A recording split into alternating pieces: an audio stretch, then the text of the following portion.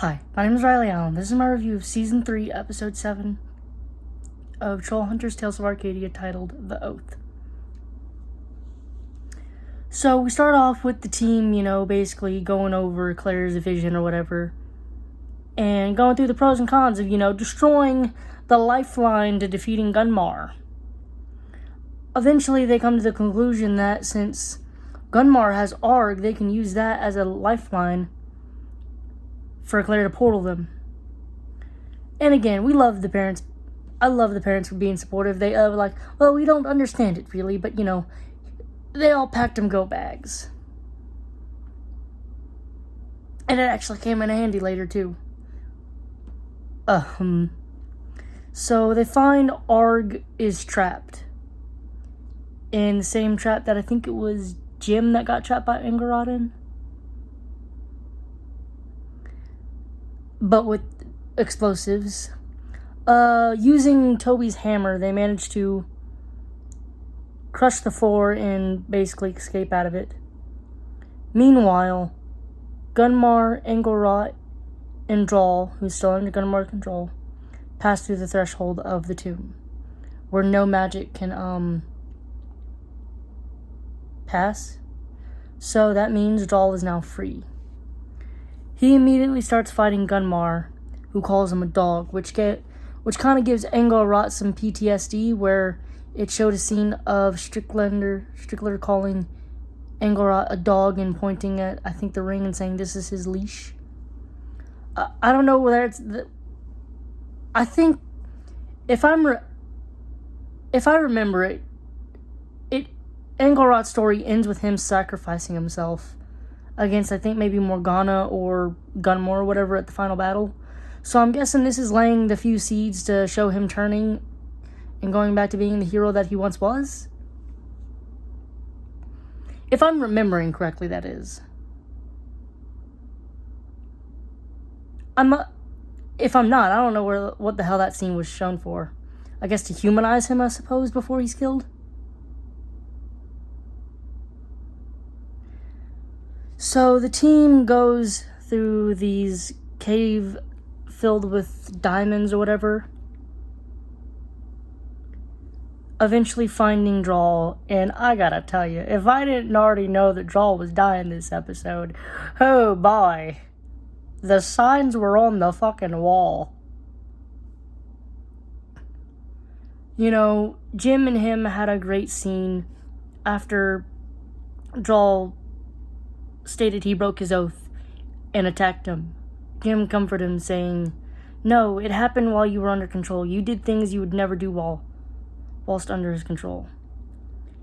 And then he told Droll that you're not just my protector, you're my friend, before giving him a hug, which Droll reciprocated. My heart, man.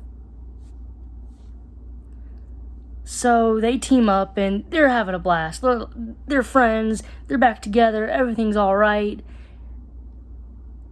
So there's a duel fight. Jim and...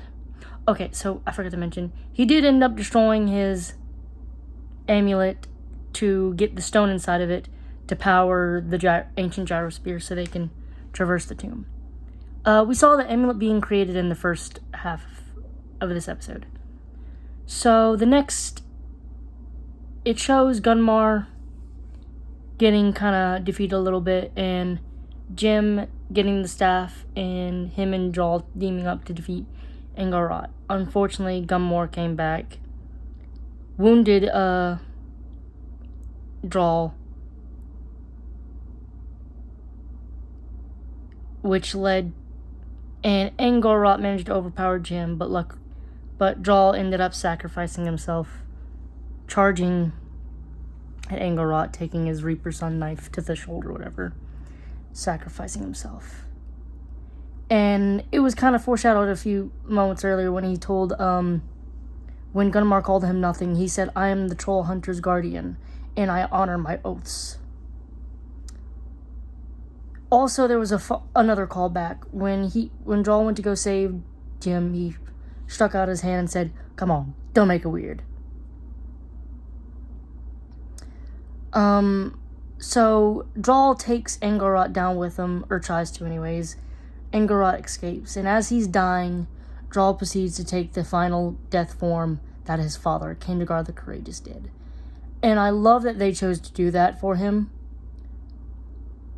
Oh, that's... And then Jim's reaction. He had to be pulled away by Blinky and Toby because the cave was collapsing as the magic from the staff that held everything together is collapsing. The episode ends with Gunmarks leaving Engarot, which I guess is maybe another further seed to show he's gonna turn. Then it ends with the cave collapsing on top of Arg, Blinky, Toby, Jim, and Claire. Meanwhile, I mentioned that the bags that the parents packed came in useful. Claire's parents packed her a flashlight, which came in useful because they didn't have any magic to light magic or anything, so they used that as a flashlight. So they used a flashlight. Also, for some reason, Strickler came out of fucking nowhere. Like, it just showed a scene of the parents, and Strickler was there laughing like he was always there all along. Did Jim call Strickler and say, "Hey, you should come over. My mom has her memories back." And, everybody's getting along together, and I think it was Javier who's like, how did you ever let this man go? He tried to kill my son. Yeah, if that'll ruin a relationship, I don't know what will. I do love that they actively were showing the parents, though. I do kind of wish they'd have showed, like, maybe a 2-second whatever to show that Strickler got a call from Jim or something. I don't know. Whatever. Because it just came out of nowhere that Strickler was there. Overall, I'm going to give this episode a solid 10 out of 10. Just for the drawl of it all. This small moments we had with him this episode kind of almost makes up for the little we've had of him since he's been taking, capped or whatever. I'm giving it a 10 out of 10. Thanks for watching the video. Leave a like, comment, subscribe if you want, and I'll see you in the next video.